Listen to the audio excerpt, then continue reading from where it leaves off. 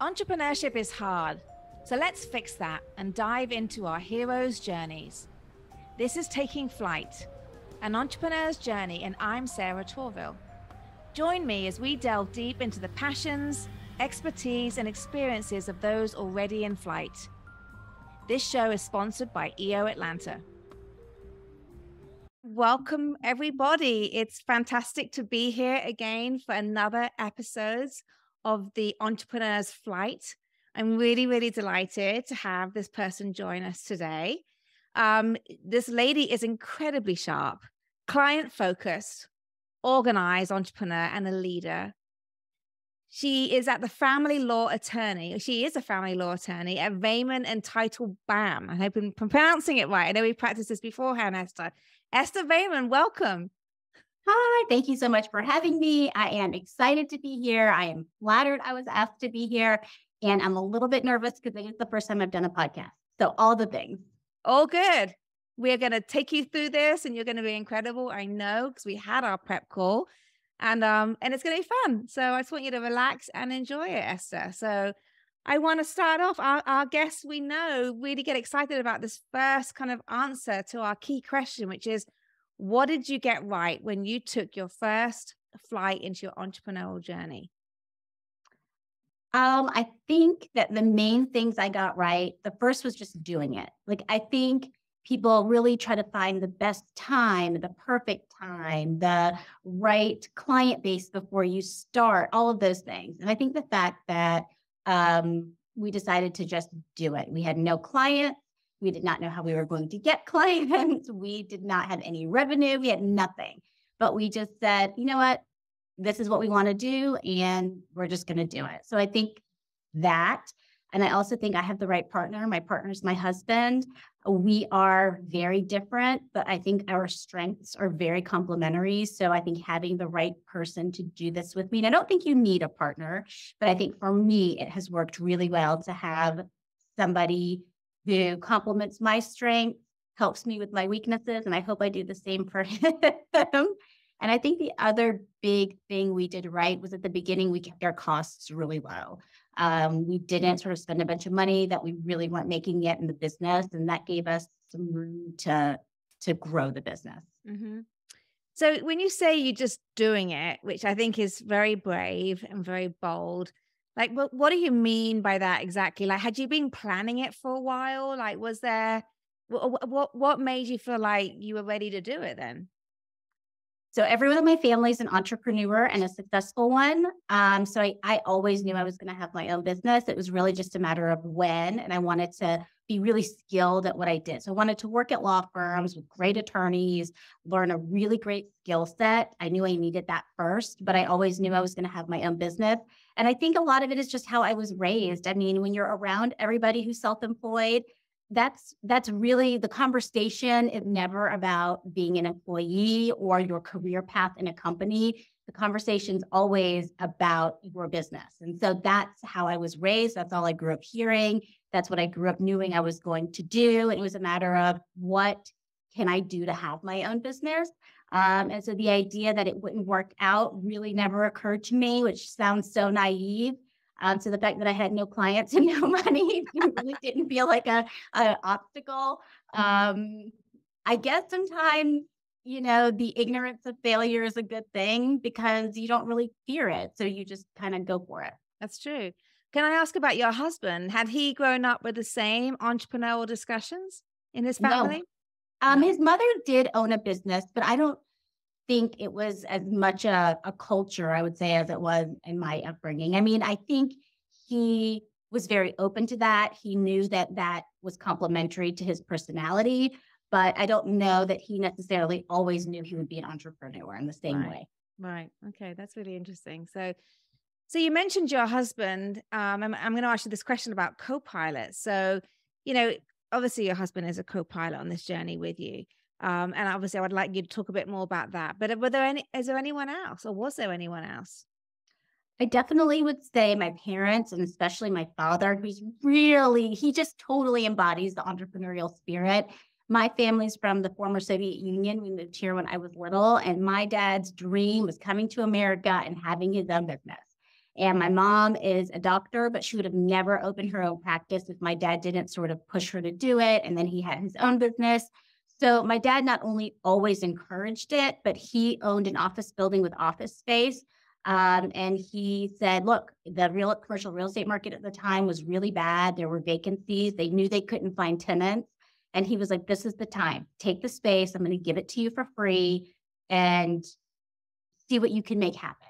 Like, go do it. And we were in the same building. And every day I would go and have these talks with my dad about the business and where it was going, what we were doing, and what was our strategy. And just having that encouragement, that support, that dialogue was what I really needed to start it and to keep it going. Yeah, that's really good.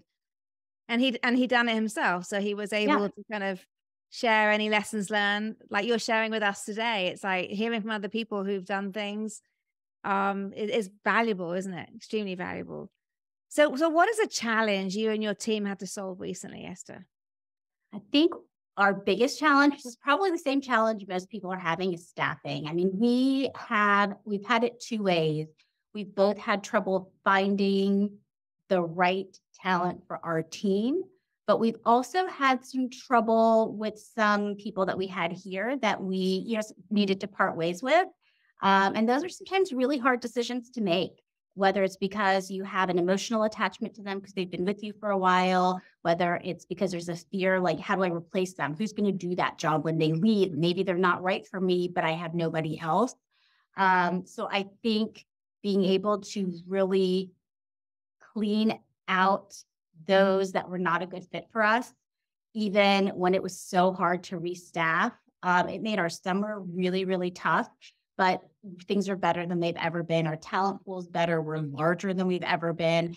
So it was sort of a difficult thing to get to a better thing. And even when you intellectually know that the hard decision is the right decision and will lead to something better, it can still be difficult to make because there's sort of that fear. Yeah.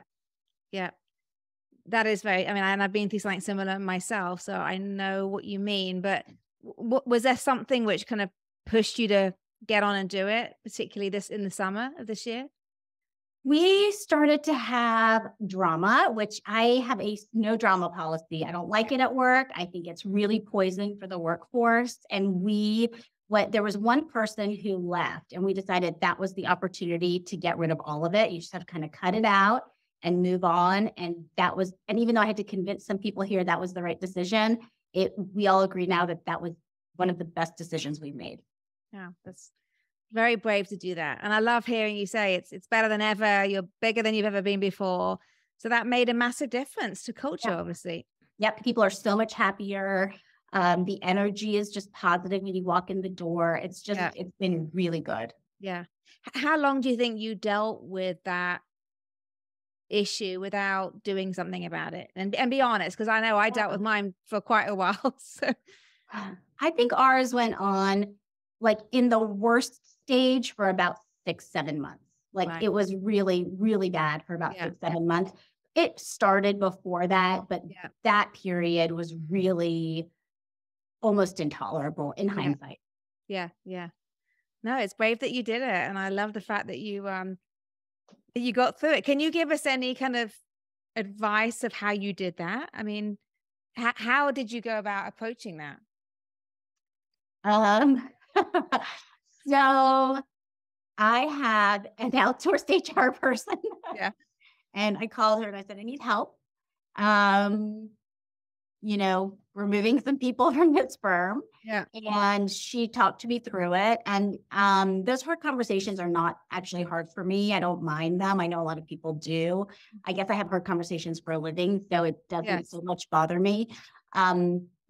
So we just made the decision that we were going to let them go, and HR helped me with some people, and then I dealt with some other people. And really, that was it. It was just a conversation, and that's good. That's good.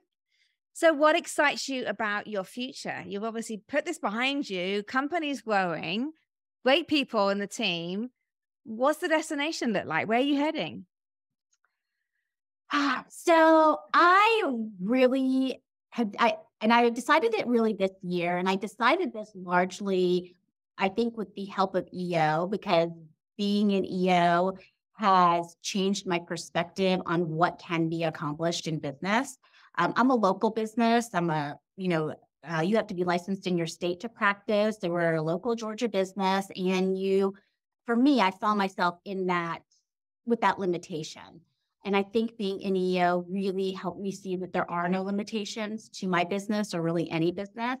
And I think that we could become the largest family law firm in the nation. And that's now what we're working towards. And we're already looking at a second market to open our next office. So it's exciting. It's a little scary to say it out loud. But I think that there's no reason that we can't do that. And it really sort of keeps me energized and keeps me going and focused. Yeah, that's so exciting. And I love how bold you're being. You could be one of the, what was the language you used exactly? Was it the largest or? Yeah, the largest family law firm in the nation. Yeah. What does that mean exactly? That's a good question. I think you can be large in terms of number of offices, number of employees, revenue, profit. I mean, I hope to hit all those categories. Yeah. Yeah. That's so exciting. Wow. Need to look out for that. Wherever our listeners are, this family law firm could be coming. We're coming. Yeah, coming. They're coming. That's so good.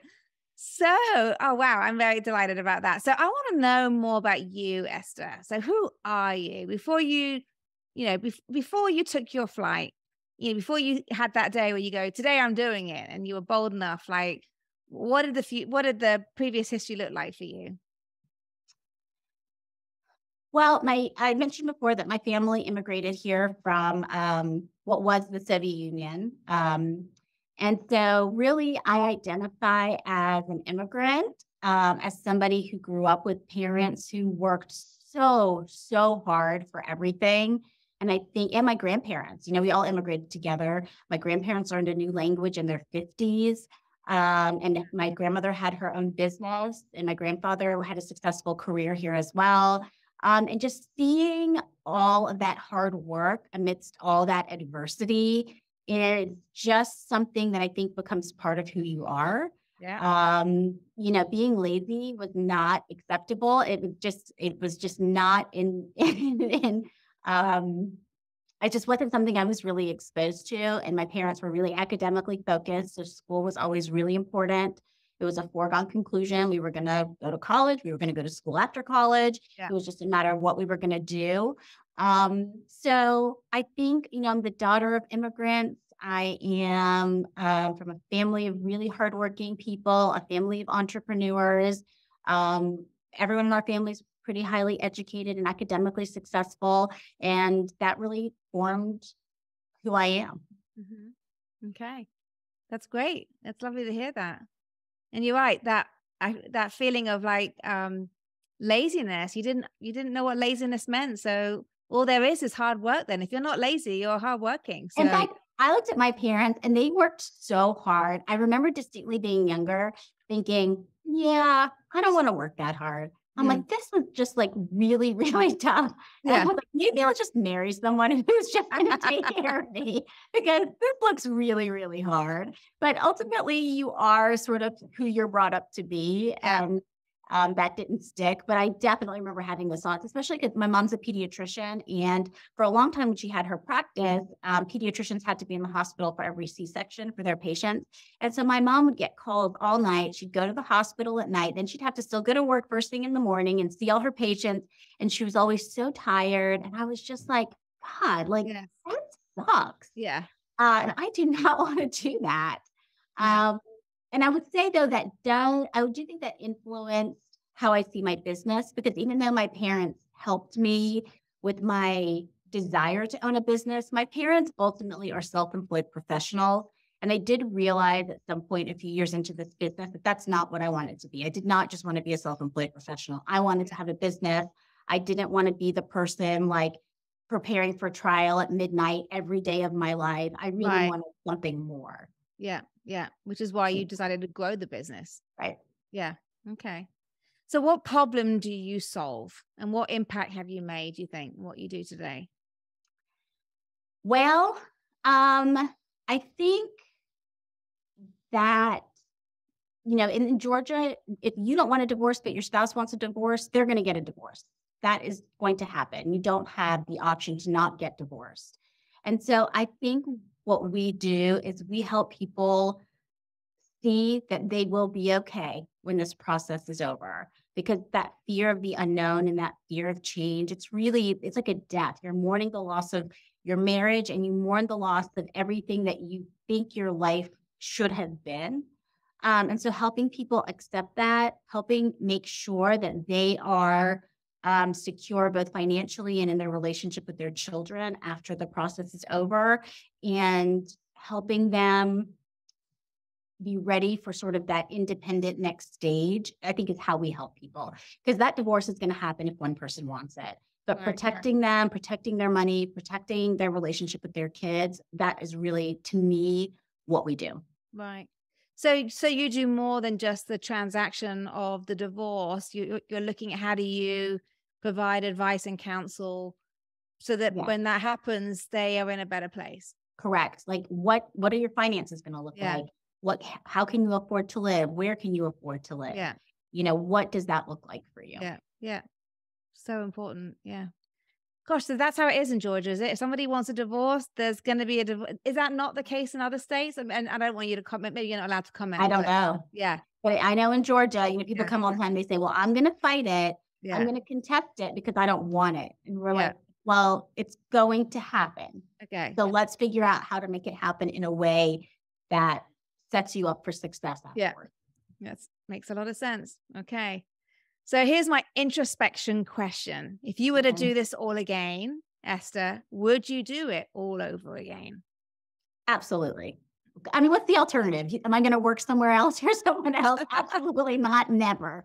So 100% I would do it again. I think we all can look back on our journey and think of things maybe we would do differently, but I think the mistakes we make are our biggest learning opportunities, and they get us where we are, because if we had made different choices, who knows what the consequence of that choice would be. Mm-hmm. So I really don't look back with regret, even at any stage of this. And I love it. I love owning my own business. To me, I have 3 kiddos. This is my 4th. So I love everything about it. I love growing it. I love that I get to pick the people that I work with. I mean, how many people get to do that? That's amazing. Yeah. So yes, 100%. Yeah. Every day of the week. Wait, and said with conviction, which is so important. There's not even a question in your mind, which is really, really good. So what do you do outside of work, Esther? Like, I know you have 3 young children. I know you're very busy. But is there time for anything else? What do I do outside of work? I made a commitment about 1.5 years ago to start going to the gym. So I started doing that, and I do that about 4 times a week in the morning, which is like sort of the big selfish thing I feel like I do for myself. I spend lots of time with my kids. I have 4-year-old twins and one that just turned 5.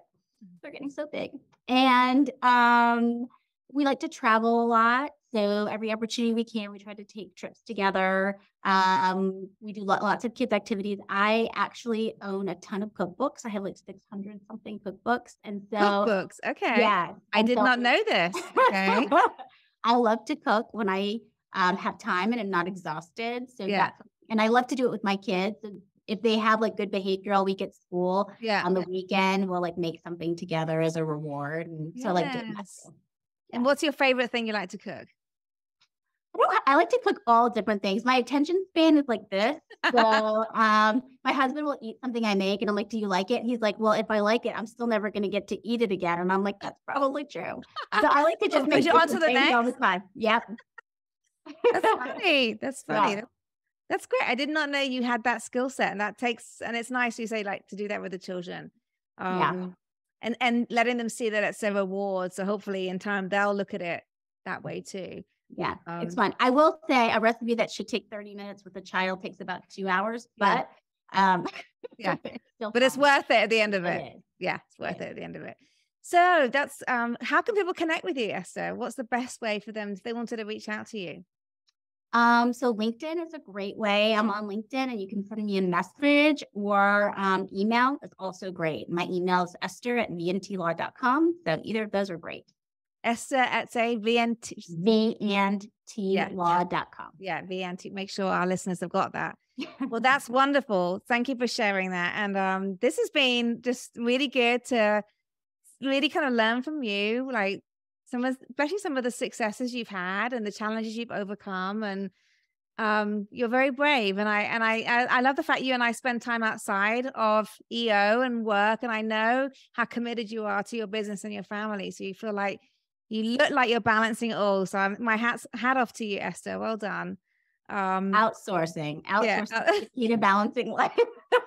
There we go. That's another educational tip. That's so true. Outsourcing. Well, thank you so much, Esther, for joining us today. Thank you, Sarah. It was so great to see you. You're very welcome. Thank you to our audience. If you learned something today, if you laughed about something, please tell somebody else about this podcast. Thank you again to our guests. This has been another very exciting episode of EO Atlanta's Taking Flight, and I look forward to seeing you all next time. And so that wraps up another episode. Thank you for joining. For show notes and other episodes, visit us at takingflight.live. For more information about EO Atlanta, visit eoatlanta.org. Special thanks to the following sponsors: